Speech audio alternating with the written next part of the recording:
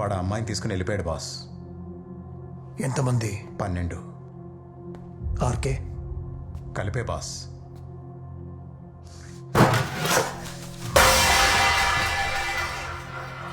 వాడి కత్తి కంటిన నెత్తుటి కథలు వినడానికి నేను రెడీగా లేను.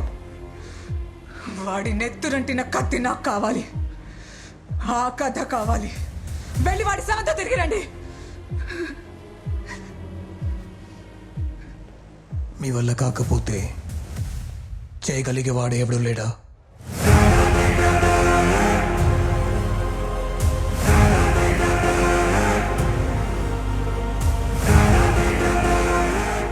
ఉంటే ఈ పని అలాంటి వాడికి అప్పగించండి. లేదంటే చెప్పండి, నేనే దిగుతా.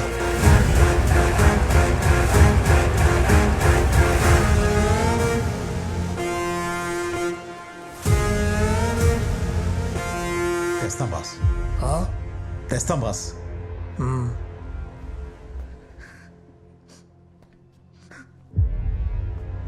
నువ్వు నాతో ఏం చెప్పాలనుకున్నా సరే, నేను వినాలనుకునేది మాత్రం వాడి చావు వార్తే.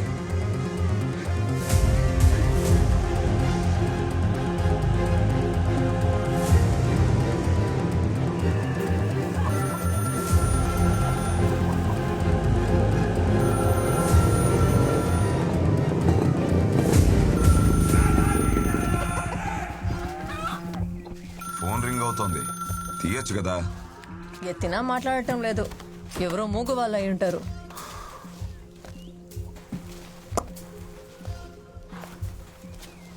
హలో చెప్పావా? చెప్పాను. అయితే ఏంటి? నువ్వు పొడి పొడిగా హాయ్ చెప్తేనే తాడారిపోతుంది. ఇక బుజ్జి బుజ్జిగా హలో చెప్తే ఎవరికైనా గొంతులో మాట పారిపోతుంది. అందుకు నేనేగా ఎగ్జాంపుల్. ఏంట్రా చూస్తున్నారు? రొమాన్స్ ఎలా చేయాలో నా ముగ్గుని చూసి నేర్చుకోండి.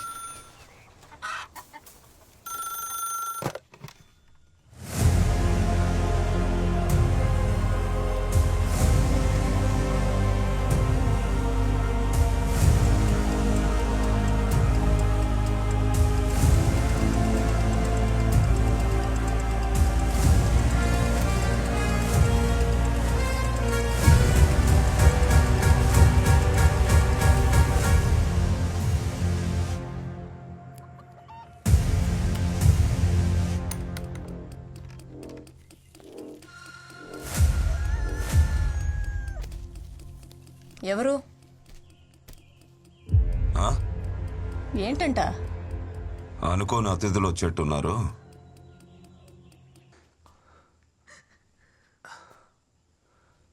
అంత తొందరగా చావడు కదా.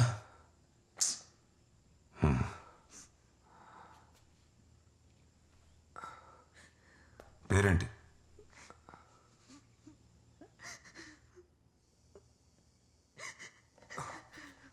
ఆ అమ్మాయికి తినటానికి ఏమన్నా పెట్టు. నాకు చిన్న పని ఉంది, చక్క పెట్టుకొని వస్తా. ఏడు ప్రియుడు చిన్నపిల్లలు చాక్లెట్ కోసం ఏడ్చినట్టు.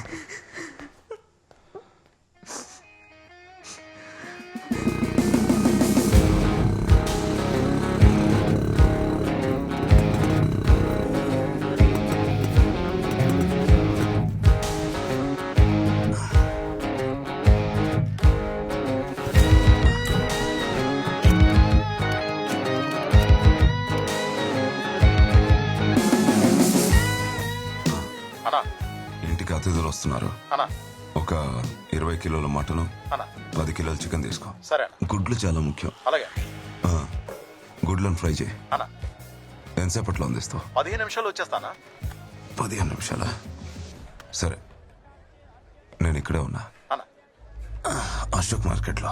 సరే, త్వరగా రా. అలాగే.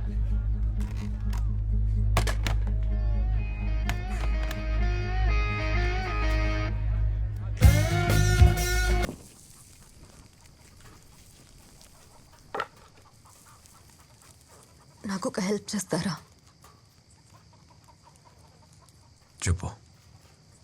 నేను వెళ్ళిపోతాను, మీరే వాడిని చూసుకోండి ప్లీజ్.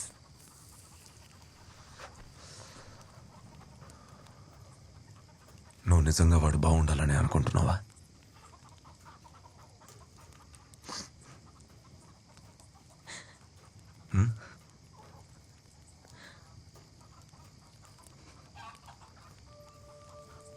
నా అనుభవం నుంచి ఓ విషయం చెప్తాను, విను.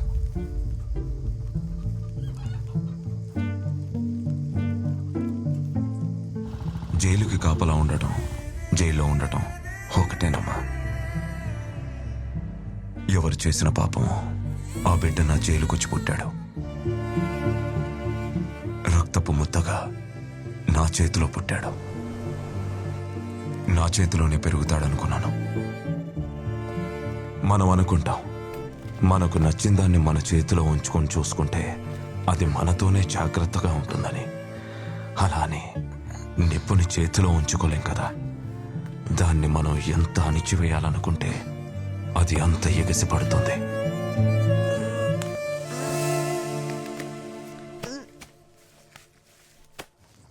కానీ గాలి తగిలే కొద్దీ నిప్పుని, వయసు పెరిగే కొద్దీ మనిషిని ఆపు చేయడం, అదుపు చేయడం చాలా కష్టం అమ్మా. ఎగిరెళ్ళిన పక్షి గూటికైతే తిరిగొస్తుంది, కానీ పంజరానికి రాదు.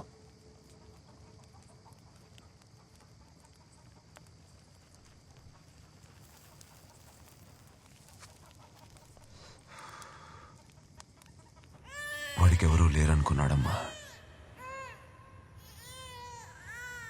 అందుకే పంజరంలా అనిపించుంటుంది. వెళ్ళిపోయాడు. వీడికి నువ్వున్నావు. నేను వదిలినట్టు నువ్వు వదలద్దు. గట్టిగా పట్టుకో, నీతోనే ఉంటాడు.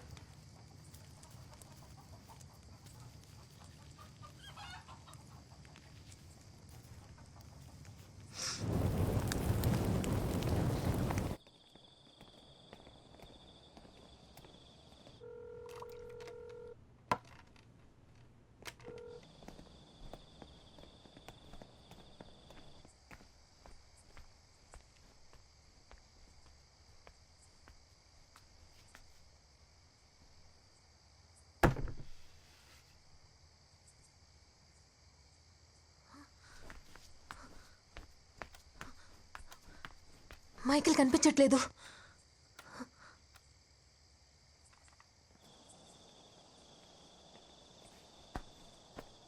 అగ్గిపెట్టెవరా?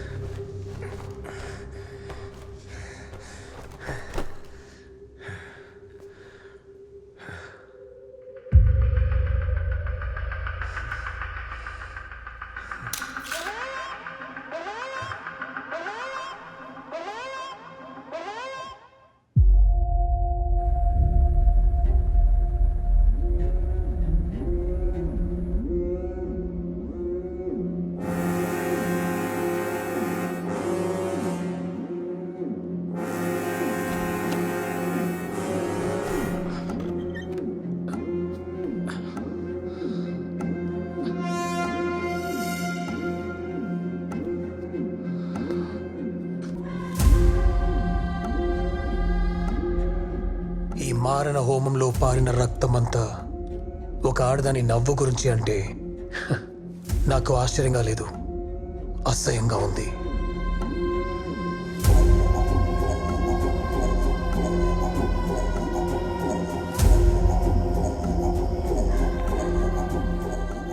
ఒకటి మాత్రం గుర్తుంచుకో మైకిల్, నిన్ను నన్ను ఒక ఆడపిల్ల ఇష్టపడ్డానికి ఒక మంచి రీజన్ అయితే ఖచ్చితంగా ఉండదు. దానికి దాని ప్రాణం ముఖ్యం, దాని తండ్రి ముఖ్యం. నీ దగ్గర నవ్వితే జరుగుతుంది అనుకుంది, జరిగిపోయింది.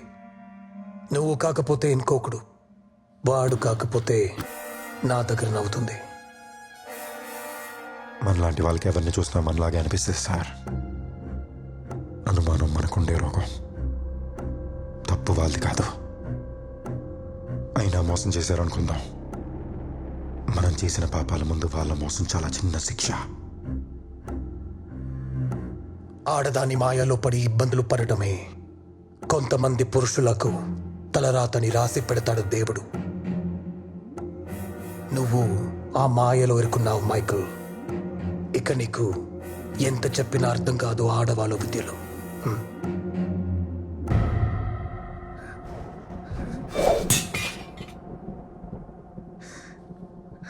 ఇంకా చూస్తున్నావేంటి? చంపై వీడిని. వీడి నరాలు తెగిచిందే నెత్తురు నా కాళ్ళ మీద పడాలి. నా కడుపు మంట చల్లారాలి. చారు,